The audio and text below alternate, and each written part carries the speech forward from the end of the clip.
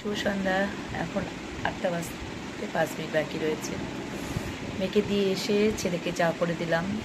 আজকে মেয়ের যে মঙ্গলবার, আজকে ওর বান্ধবী যায় সাথে, তো একটা জায়গায় ওকে দিয়ে এলাম। ওরা দুজন মিলে চলে গেল। তারপর আবার ওই জায়গায় আনতে যেতে হবে, আমাকে ফোন করে দিলে আমি চলে যাব। এই হচ্ছে আজকে মঙ্গলবারটা, এটাই হয়। আর রাত্রেবেলা আমাকে কিছু খাওয়ার করতে হবে আজকে, তরকারি করতে হবে আজকে, কারণ দুপুরে যে তরকারিটা করেছি সেটা হচ্ছে রুটি দিয়ে খাওয়ার মতো না। তো একটু দেখি, পনির রয়েছে ফ্রিজে একটুখানি, সেদিন নিয়ে এসেছিলো, আমি একটু কেটে রেখে দিয়েছি। তো ওটাই ভাবছি একটু ভুজিয়া টাইপের করে নেব, ভালো লাগবে রুটি দিয়ে খেতে। টমেটো দিয়ে করে দেবো রাতের খাওয়া। ছেলে বলেছে আমার জন্য 3টে রুটি করবে, আর মেয়ে বলেছে একটা, 4টে, আর আমি হচ্ছে একটা, 5টা, 6খানা করবো, 6টা রুটি করবো। হচ্ছে আজ রাত্রিবেলার মেনু।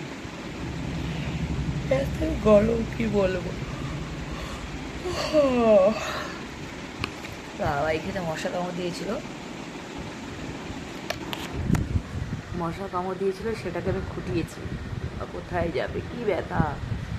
আর আমার কোনো কিছু হলেই না, আমি যতক্ষণ না খোটাবো, এই যে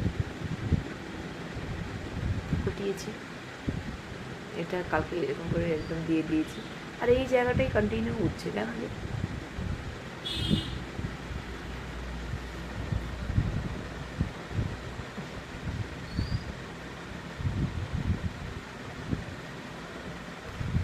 আর কি, বয়স তো হচ্ছে নাকি, হতে তো হবেই এই সমস্ত জিনিস। যাই হোক, মশা টশা কামড় দিলে আমার এমনিতে সহজে দাগ যায় না। সে কবে একটা এখানটায় কামড় দিয়েছিল, এখনও মনে দাগটা রয়েছে। খুব দাগ যেতে সময় লাগে আমার। এমনিতে কথা আছে, দিন যায় কথা থাকে, ঘা সেরে যায় দাগ থাকে। এমনি আগেকার দিনের বয়স্ক লোকরা এই কথাগুলো মানায়নি, এটা বাস্তব। সময়টা চলে যায়, কিন্তু সময়ের আঘাতগুলো কেউ ভুলতে পারে না। যাই হোক, অনেক কথা বলে ফেললাম। এখন রান্নায় যাই। পনিরের ভুজিয়া করবো আর রুটি করবো। 6টা রুটি করবো, নাহলে 7খানা, এরকমই হবে, তার বেশি করবো না। ছেলে বলে দিয়েছে 3টা খাবে, 3টেই। আর মেয়েও একটা জায়গায় দুটো খাওয়াবো জোর করে ওকে, হয়তো, কারণ স্কুল থেকে এসে কিছু খায়নি। আর সেই স্কুলে যাওয়ার সময় একটুখানি ভাত খেয়েছে, আর রুটি দিয়েছিলাম 1.5খানা, ব্যাস। তো এই হচ্ছে